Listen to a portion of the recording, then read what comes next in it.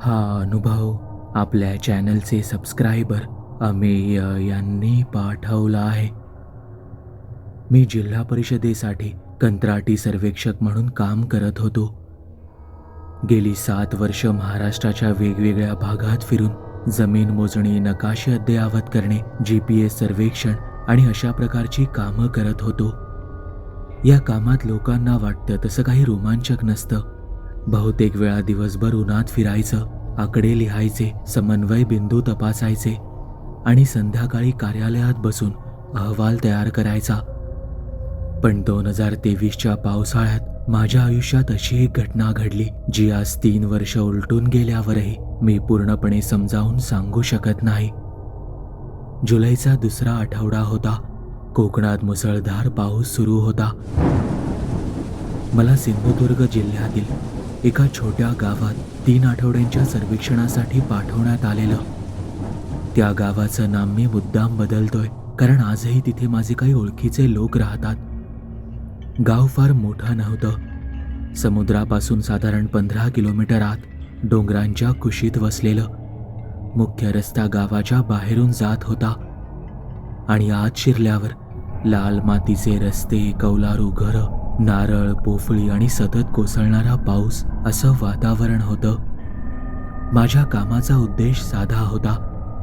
गावाच्या पश्चिमेला असलेल्या देवराईची सीमा नव्याने नोंदवायची होती.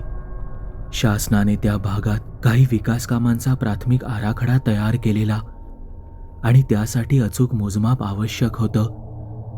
मी आधी अनेक देवरायांमध्ये काम केलं होतं, त्यामुळे यात काही विशेष वाटलं नाही.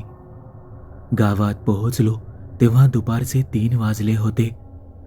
ग्रामपंचायतीच्या कार्यालयात माझी भेट ग्रामसेवक देशमुख यांच्याशी झाली. 50शीतील शांत स्वभावाचा माणूस. त्याने मला आवश्यक कागदपत्र दिली. राहण्यासाठी शाळेजवळची एक रिकामी शिक्षक निवासाची खोली दिली आणि दुसऱ्या दिवशी सकाळी काम सुरू करण्यास सांगितलं. त्या संध्याकाळी पाऊस इतका होता की बाहेर पडणं अशक्य होतं. मी वेळ घालवण्यासाठी कार्यालयातून आणलेल्या नकाशांचा गठ्ठा उघडला. जुन्या सर्वे नकाशांची मला नेहमीच आवड होती. काही नकाशे तर 25-30 वर्षांपूर्वीचे होते. त्यावर जुन्या अधिकाऱ्यांच्या सह्या, लाल शाईतील टिपण्या आणि काळाने पिवळे पडलेले कागद होते. तेव्हाच माझ्या नजरेस एक विचित्र गोष्ट पडली. देवराईचा नकाशा माझ्या समोर पसरलेला होता. संपूर्ण जंगल वेगवेगळ्या विभागांमध्ये दाखवलं होतं. ओढे, उतार, टेकड्या, जुन्या वाटा सगळं व्यवस्थित नोंदलेलं होतं. पण मध्यभागी साधारण 20 एकरांचा एक चौकोनी भाग पूर्णपणे रिकामा होता. तिथे काहीच चिन्ह नव्हतं. ना झाडांची घनता, ना भूभागाची माहिती, ना कोणताही क्रमांक. फक्त एक पांढरा भाग. सुरुवातीला मला वाटलं की नकाशा अपूर्ण असेल, पण पुढचा नकाशा उघडला तेव्हाही तोच भाग रिकामा होता. मग तिसरा, मग चौथा. 1987, 1988, 1989, 90, 91 सगळ्यांमध्ये तोच पांढरा भाग. हे जरा विचित्र होतं. सामान्यतः नकाशांमध्ये चुका असतात, पण त्या प्रत्येक दशकात तशाच राहत नाहीत. कोणी ना कोणी त्या दुरुस्त करतोच. दुसऱ्या दिवशी सकाळी मी कार्यालयात जाऊन देशमुखांना विचारलं, सर, या भागात काही विशेष आहे का? मी नकाशावर बोट ठेवलं. त्यांनी काही क्षण तो नकाशा पाहिला. नाही हो, मला माहीत नाही. म्हणजे? मी इथे 6 वर्षांपूर्वी आलो, तेव्हापासून हे असंच आहे. त्यांनी विषय संपवला. मला त्यांचं उत्तर विचित्र वाटलं, पण त्यापेक्षा जास्त काही विचारण्याचं कारण नव्हतं. सकाळी 8 वाजता मी आणि माझा मदतनीस नितीन देवराईकडे निघालो. नितीन स्थानिक मुलगा होता, तालुक्यातलाच. GPS उपकरणं, रेंज फाइंडर, मोजणीची साधनं आणि नकाशे घेऊन आम्ही जंगलात शिरलो. देवराई खूप सुंदर होती. उंच झाडं, ओल्या मातीचा वास आणि सतत पडणाऱ्या पावसामुळे निर्माण झालेला धुरासारखा धुक्याचा थर आणि त्यातही पक्ष्यांचा किलबिलाट. पहिला दिवस अगदी नेहमीसारखा गेला. दुसराही. आम्ही जंगलाच्या बाहेरील विभागांची मोजणी पूर्ण केली. तिसऱ्या दिवशी त्या रिकाम्या भागाच्या दिशेने आम्ही जायचं ठरवलं. सकाळी 9:30च्या सुमारास आम्ही आत शिरलो. सुरुवातीला वाट व्यवस्थित होती. GPS सिग्नलही चांगला मिळत होता. पण जसजसं आम्ही आत गेलो तसतसं जंगल दाट होत गेलं. एके ठिकाणी मला दगडांची एक रांग दिसली. पहिल्यांदा वाटलं की नैसर्गिक असेल, पण जवळ गेल्यावर लक्षात आलं की ते दगड मुद्दाम मांडलेले होते, जणू जुन्या भिंतीचा पाया. थोडं पुढे गेल्यावर अजून एक दगडी चौथरा दिसला. मग मोडकळीस आलेली विहीर. मी जरा वेळ थांबलो. नितीन, इथे पूर्वी वस्ती होती का रे? त्याने खांदे उडवले. माहीत नाही सर.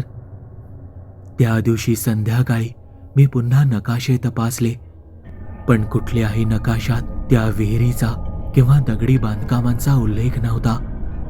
हे अधिकच विचित्र होतं. चौथ्या दिवशी मी जुन्या फाईल्स मागवल्या.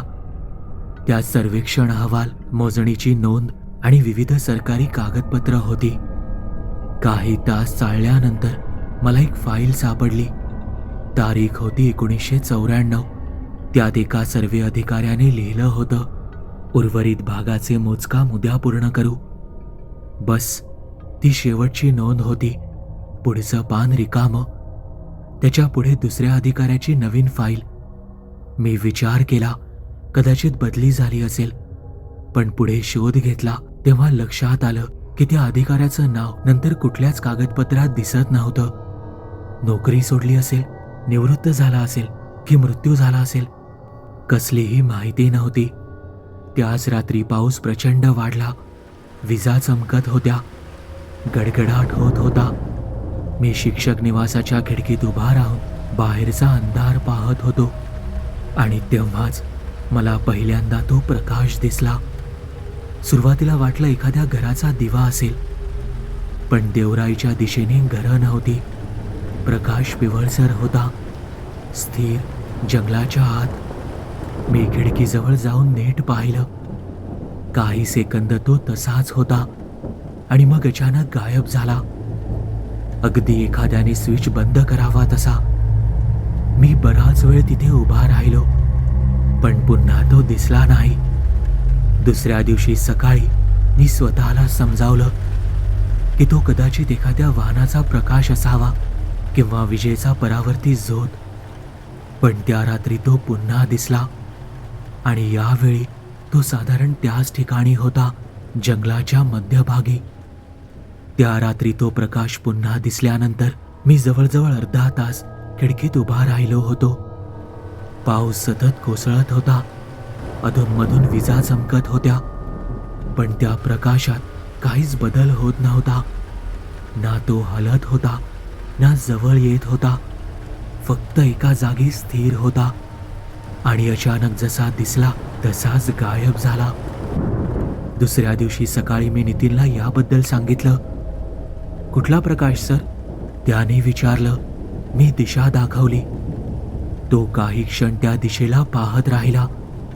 तिकडे तर काहीच नाही सर. अरे, रात्री दिसला. बहुतेक शिकारी असतील सर.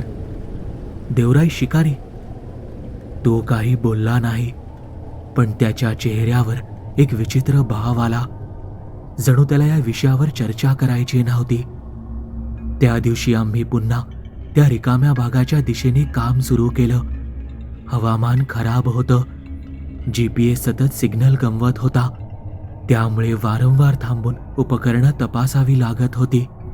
साधारण 11 वाजता आम्ही त्या विहिरीजवळ पुन्हा पोहोचलो. यावेळी मी नीट निरीक्षण केलं. ती साधी शेतातील विहीर नव्हती. कडेला कोरलेले दगड होते. आजूबाजूला पडझड झालेल्या बांधकामाचे अवशेष होते आणि सर्वात महत्त्वाचं म्हणजे तिथे मोठी झाडं उगवलेली होती. म्हणजे हे बांधकाम खूप जुनं असावं, किमान 50 ते 60 वर्षांपूर्वीचं. मी काही फोटो काढले, कोऑर्डिनेट्स नोंदवले आणि पुढे निघालो. थोडं पुढे गेल्यावर जंगल अचानक बदलल्यासारखं वाटलं. आतापर्यंत दाट असलेली झाडं विरळ झाली, जमीन तुलनेने सपाट झाली आणि काही ठिकाणी सरळ रेषेत उभे असलेले दगड दिसू लागले. माझ्या अनुभवामुळे मला लगेच लक्षात आलं की हे नैसर्गिक नव्हतं. जंगलात अशा प्रकारे सरळ रेषा तयार होत नाहीत. मी नितीनला बोलावलं. नितीन, हे बघ रे. तो जवळ आला. काही क्षण निरीक्षण करत राहिला. हे काय आहे? बहुतेक रस्ता असावा. रस्ता इथे या जंगलात? जुना रस्ता. आम्ही त्या दगडांच्या रांगेचा पाठलाग केला. ती रांग जवळपास 50 मीटर पुढे गेली, मग अचानक संपली. जणू कुणीतरी इतिहासाचं एखादं पान अर्धवट फाडून टाकलं होतं. त्या दिवशी संध्याकाळी मी थेट तालुका अभिलेख कार्यालयात गेलो. जुन्या जमाबंदी नोंदी, महसूल रेकॉर्ड आणि ब्रिटिश काळातील नकाशे मागवले. सुरुवातीला कर्मचारी वैतागले. धूळ खात पडलेल्या फाईल्स बाहेर काढायला कोणालाच आवडत नव्हतं. पण शेवटी मला काही रेकॉर्ड पाहायला मिळाले. सुमारे 3 तास शोध घेतल्यानंतर एक जुना नकाशा सापडला. तारीख होती 1902 आणि तो नकाशा पाहून मी थबकलो. आज जिथे देवराई होती तिथे त्या काळात एक छोटी वाडी दाखवलेली होती. फक्त 12-13 घरं, एक विहीर, एक देवस्थान आणि त्यांना जोडणारी अरुंद वाट. मी पुन्हा पुन्हा नकाशा पाहिला. कोऑर्डिनेट जवळपास जुळत होते. म्हणजे आम्हाला जंगलात सापडलेली विहीर आणि दगडी अवशेष हे त्याच वाडीचे असावेत. पण मग प्रश्न निर्माण झाला, जर तिथे वाडी होती तर ती सगळ्या आधुनिक नकाशांमधून गायब कशी झाली? गावाची लोकसंख्या नोंदवताना तिचा उल्लेख का नव्हता? आणि त्या भागाला रिकामं का सोडलं गेलं होतं? मला उत्तर मिळालं नाही. त्या रात्री मी शिक्षक निवासात परतलो तेव्हा 11 वाजले होते. बराच थकलो होतो. जेवण करून झोपायची तयारी करत होतो. पण सवयीने खिडकी उघडून बाहेर पाहिलं आणि पुन्हा तो प्रकाश दिसला. यावेळी मात्र काहीतरी वेगळं होतं. तो स्थिर नव्हता, हळूहळू हलत होता. जंगलाच्या एका टोकापासून दुसऱ्या टोकाकडे, अगदी संथ, जणू कोणीतरी हातात कंदील घेऊन चाललं होतं. मी लगेच मोबाईलचा कॅमेरा उघडला. झूम करून व्हिडिओ रेकॉर्ड करायला सुरुवात केली. 10-12 सेकंद सर्व काही व्यवस्थित दिसत होतं. पण मग अचानक स्क्रीनवर चित्र धुसर झालं. फोकस गेला, कॅमेरा अडकला आणि प्रकाश गायब झाला. दुसऱ्या दिवशी सकाळी व्हिडिओ पाहिला तेव्हा त्यात काहीच दिसत नव्हतं. फक्त काळोख आणि पावसाचा आवाज. ज्या क्षणी प्रकाश दिसायला हवा होता त्या भागात पूर्ण अंधार होता.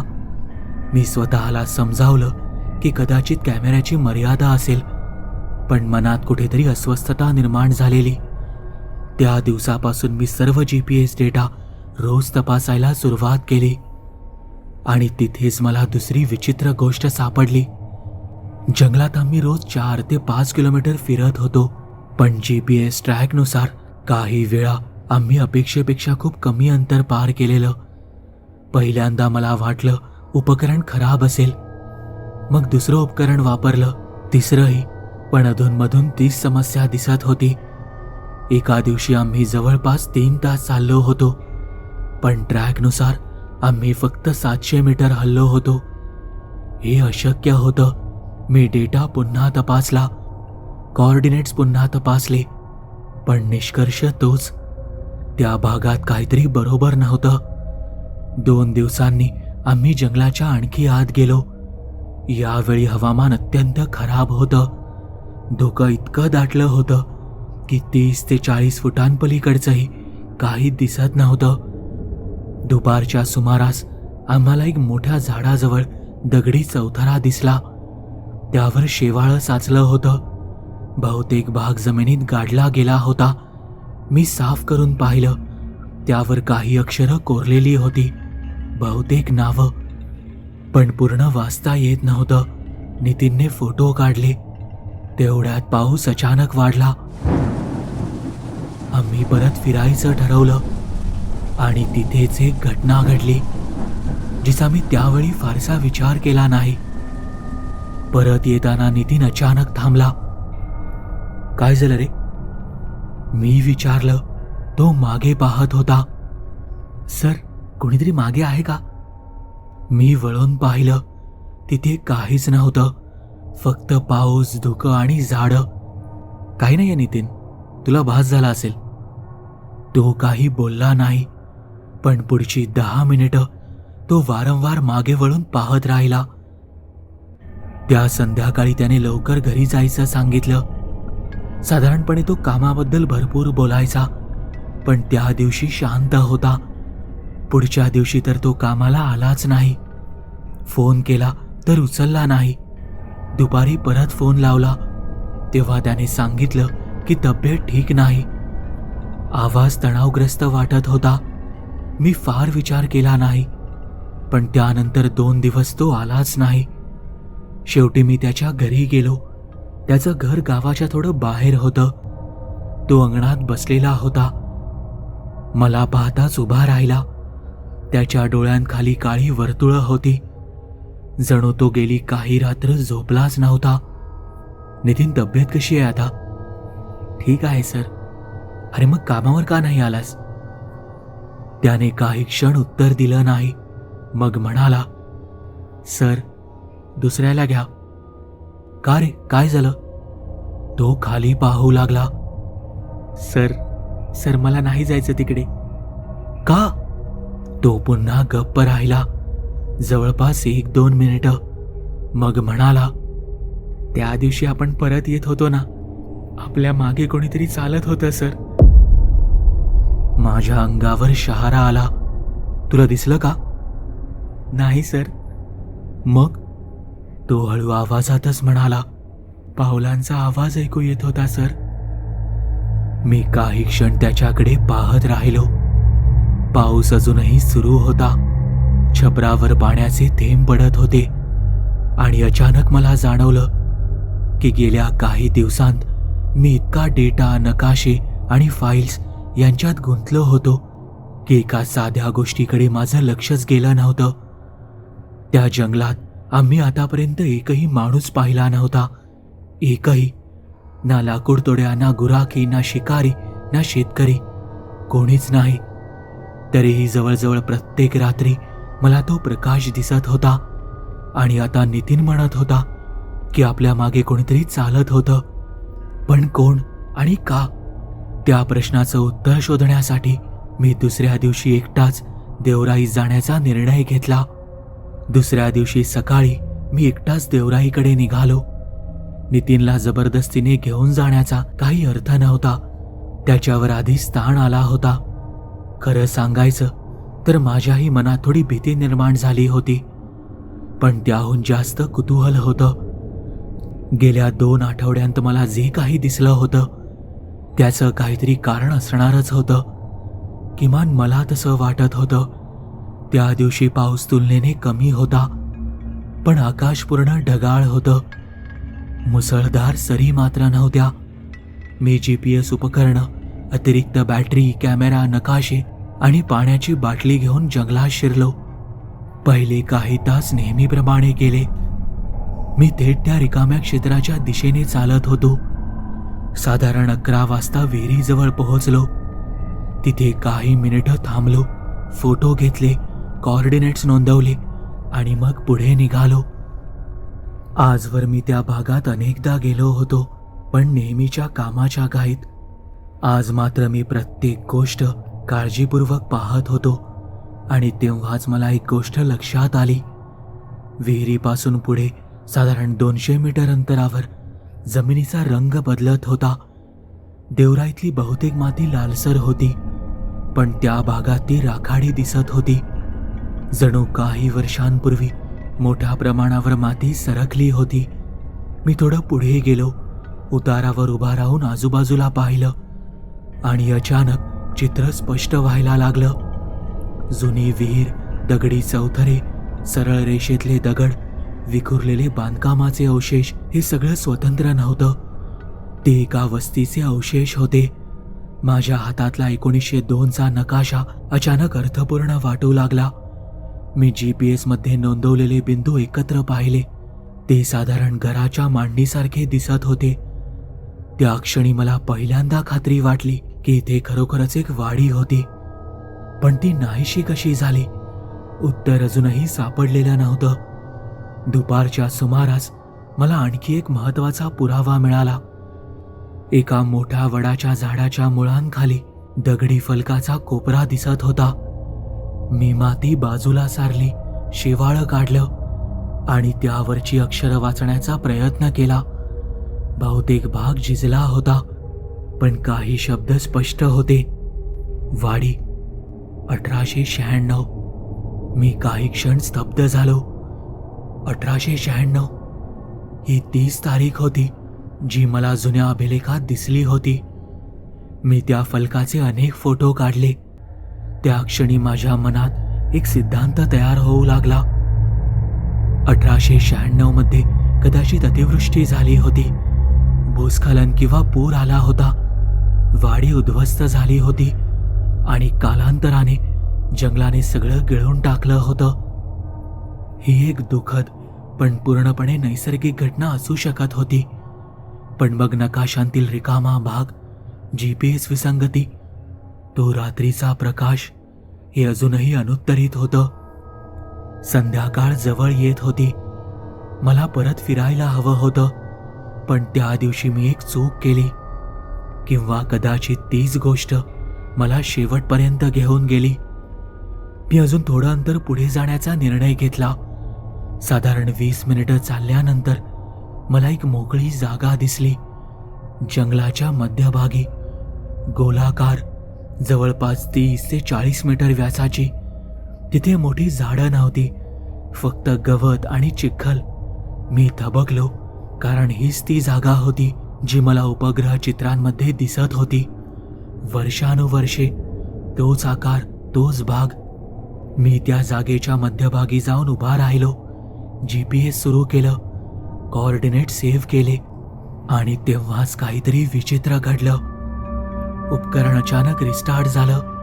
मी पुन्हा सुरू केलं, पुन्हा बंद. तिसऱ्यांदा सुरू केलं. यावेळी स्क्रीनवर कोऑर्डिनेट्स दिसत होते, पण ते सतत बदलत होते. जणू मी जागेवर उभा नसून वेगाने फिरत होतो, जे पूर्णपणे अशक्य होतं. मी काही मिनिटं प्रयत्न केला, मग उपकरण बंद करून खिशात ठेवलं. आकाशात अंधार वाढू लागलेला. मी परत फिरायला सुरुवात केली आणि तेव्हाच मला तो प्रकाश दिसला. पहिल्यांदाच इतक्या जवळून. तो माझ्यापासून साधारण 100 मीटर अंतरावर होता. पिवळसर, स्थिर, जणू जुन्या कंदिलाचा प्रकाश. मी जागेवरच थांबलो. काही क्षण तो तसाच होता. मग हळूहळू हलू लागला जंगलाच्या आत आणि माझ्या नकळत मी त्या दिशेने चालू लागलो. आजही मला माहीत नाही का, कुतूहल की हट्ट, पण मी चालत राहिलो. 10 मिनिटं, 15 मिनिटं. प्रकाश सतत पुढे सरकत होता, ना खूप वेगाने ना खूप हळू. जणू मला कुठेतरी नेत होता. मग तो अचानक थांबला आणि गायब झाला. मी आजूबाजूला पाहिलं. पूर्ण अंधार, फक्त पावसाचा आवाज. तेव्हाच मला जाणवलं की मी कुठे आहे हे मला माहीत नव्हतं. मी मागे वळलो. कोणती दिशा योग्य होती ते समजत नव्हतं. GPS पुन्हा सुरू केला. सिग्नल नव्हता. मोबाईललाही नेटवर्क नव्हतं. माझ्या पोटात गोळाच आला. इतक्या वर्षांच्या कामात मी कधीही जंगलात हरवलेलो नव्हतो, पण त्या क्षणी मी खरोखरच हरवलो होतो. मी स्वतःला शांत केलं, दिशेचा अंदाज घेतला आणि चालायला सुरुवात केली. साधारण अर्ध्या तासानंतर मला विहीर दिसली. तेव्हा कुठे जीव भांड्यात पडला. रात्र होण्याआधी मी गावात पोहोचलो. त्या रात्री मी काहीच बोललो नाही, पण खोलीत पोहोचल्यावर सर्व GPS डेटा लॅपटॉपमध्ये टाकला आणि ते पाहून माझ्या अंगावर काटा आला. दुपारी मी ज्या मोकळ्या जागेत गेलो होतो तिची कोऑर्डिनेट्स नोंद झालीच नव्हती. जणू मी तिथे कधीच गेलो नव्हतो. पण त्यापेक्षा विचित्र गोष्ट दुसरीच होती. डेटानुसार मी जवळपास 3 तास एका छोट्या भागात गोल गोल फिरत होतो. प्रत्यक्षात मी अनेक किलोमीटर फिरलो होतो, फोटो घेतले होते, वेगवेगळ्या ठिकाणी गेलो होतो, पण डेटा मात्र काही वेगळं सांगत होता. दुसऱ्या दिवशी मी थेट जिल्हा कार्यालयात गेलो. संपूर्ण अहवाल तयार केला, फोटो जोडले, नकाशे जोडले आणि माझे निष्कर्ष लिहिले. 1996 मधील अतिवृष्टीत एक छोटी वाडी नष्ट झाली असावी. नंतर जंगलाने त्या भागावर कब्जा केला. जुन्या अवशेषांचे पुरावे अद्याप अस्तित्वात नाहीत. इतकंच, प्रकाशाचा उल्लेख मी अधिकृत अहवालात केला नाही. GPS विसंगतीचाही नाही, कारण त्यासाठी माझ्याकडे पुरावा नव्हता. काही दिवसांनी सर्वेक्षण संपलं. मी गाव सोडलं आणि आयुष्य पुन्हा नेहमीसारखं सुरू झालं. किमान मला तसं वाटलं. साधारण 4 महिन्यांनी अंतिम नकाशे तयार करताना मी पुन्हा तो डेटा उघडला. फोटो व्यवस्थित वर्गीकरणासाठी पाहू लागलो. तेव्हा मला एक फोटो दिसला. तो त्या शेवटच्या दिवसाचा होता. मी मोकळ्या जागेच्या दिशेने चालत होतो तेव्हाचा. पहिल्या नजरेत काही विशेष वाटलं नाही, पण झूम केल्यावर माझं हृदय अक्षरशः थांबलं. दूरवर धुक्यात एक अस्पष्ट आकृती दिसत होती, माणसासारखी, हातात काहीतरी धरलेलं, बहुधा कंदील. मी फोटोची मूळ प्रत उघडली, कॉन्ट्रास्ट वाढवला, ब्राईटनेस बदलला, पण आकृती स्पष्ट झाली नाही. ती तिथे होती, पण नेमकं काय होतं ते समजत नव्हतं. दुसऱ्या दिवशी मी पुन्हा तो फोटो पाहिला, मग तिसऱ्या दिवशी, मग आठवड्यानंतर. प्रत्येक वेळी तोच प्रश्न पडत होता. जर तो माणूस होता तर त्या जंगलात राहत कोण होतं? आणि जर तो माणूस नव्हता तर मग मी त्या दिवशी नेमकं कोणाच्या मागे चालत गेलो होतो?